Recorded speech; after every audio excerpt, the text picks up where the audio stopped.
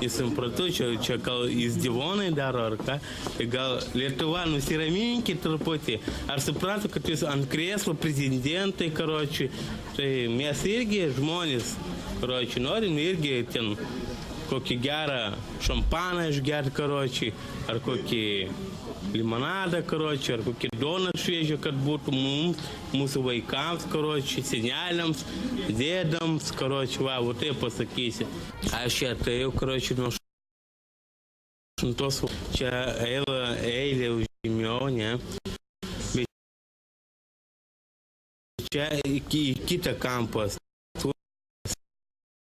Bet čia nesuprasi konkrečiai, suprantat? Aš nesuprantu, kad čia ta respublika daro su mumis.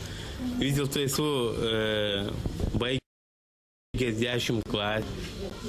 Esu dar su rankomis, bet iš Lietuvos vyriausybės aš nieko normaliai negaliu dasigauti.